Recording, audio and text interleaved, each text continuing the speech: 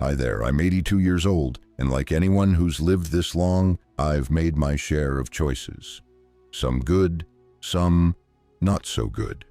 But there's one decision that still weighs heavily on my heart. Moving into a nursing home. At the time, it seemed like the smart move. My family said it would be safer, that I'd be well cared for, surrounded by professionals, and I believed them. Why wouldn't I? But once I settled in, I discovered something I hadn't yet expected. The life I thought I was moving into wasn't the life I got. If you or someone you love is thinking about taking that step, I urge you to listen, because I'm going to share 6 things I wish someone had told me before I said yes to the nursing home. Please stay with me until the end. These lessons aren't just personal. They might save you or a loved one from a kind of regret that's hard to reverse. You don't lose your independence overnight. It slips away in pieces. One day you're choosing what to wear, the next someone's laid out your outfit for you. At home, I decided what time I woke up, what I ate for lunch, and whether I wanted to spend the afternoon reading or baking. But in the nursing home, every day followed a script that wasn't mine. Breakfast at 7:30, medication at 9, lights out by 8. At first, it felt organized, helpful even, but quickly it became clear. This wasn't structure, it was control. I once asked if I could have a late breakfast. The nurse smiled gently and said, "We'll see." I didn't see it. It's not that the staff are cruel, they're overwhelmed. They're following a system that works best for them, not necessarily for the people living inside it. I missed being able to walk outside when the sun looked nice. I missed deciding when I was hungry. I missed me. And the hardest part? Once you adjust to their way, it's painfully difficult to go back to your own. You stop asking, you stop expecting, you just go along. If you're thinking about making this move, ask yourself, can you live without calling the shots in your own day? Because once you hand over that power, getting it back isn't easy. There's a silence in nursing homes that goes beyond quiet. It's the silence of waiting for someone to call, to visit, to remember you.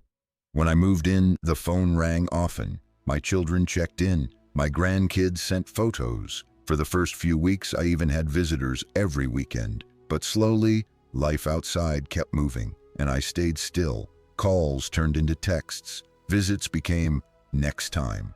Holidays became phone calls instead of hugs. And I get it, people are busy. But inside these walls, a day without a familiar face feels like a week. I used to sit near the front window. It gave me hope. Maybe someone was coming, but eventually, even hope started to feel like wishful thinking. It's not that I was unloved. I know my family cares, but when you're out of sight, you often become out of mind. And let me tell you, few things feel colder than watching your world shrink while everyone else's expands. So before you say yes to a nursing home, ask, can you handle being forgotten? Because sometimes love isn't enough to keep people close. There's a kind of emptiness that creeps in when you're no longer needed. Back at home, I had things to do.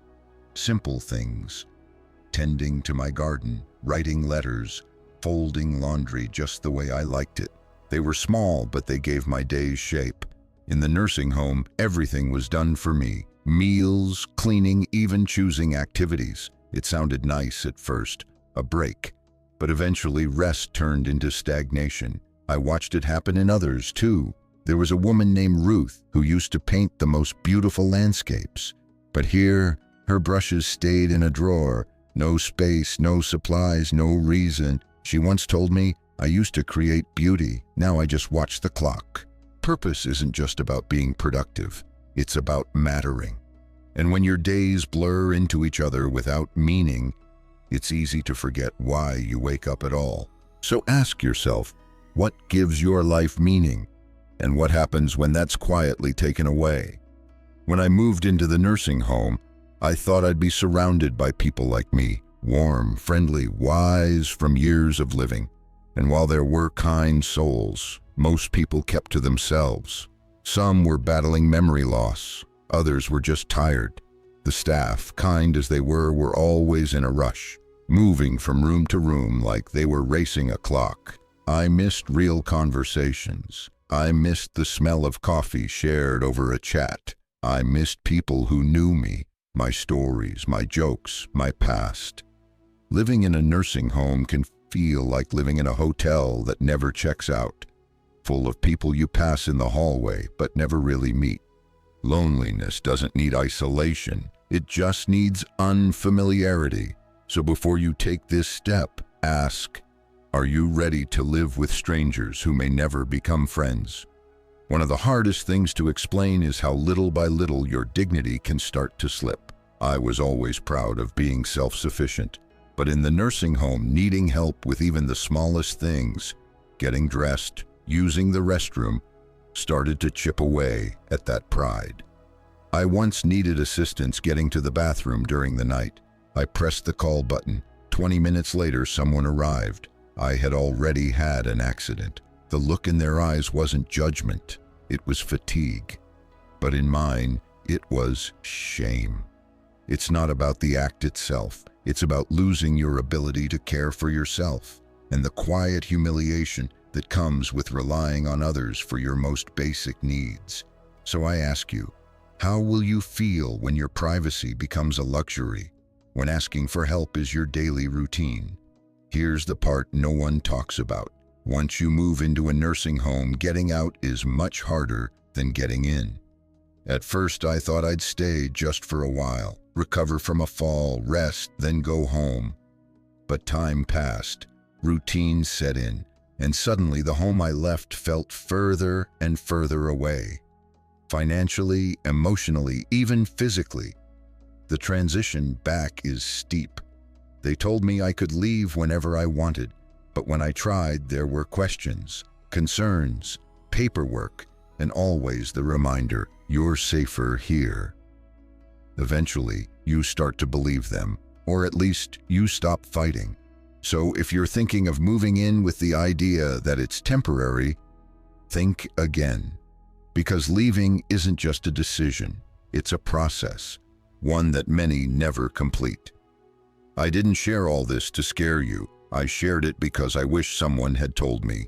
The decision to enter a nursing home isn't just about safety, it's about how you want to live.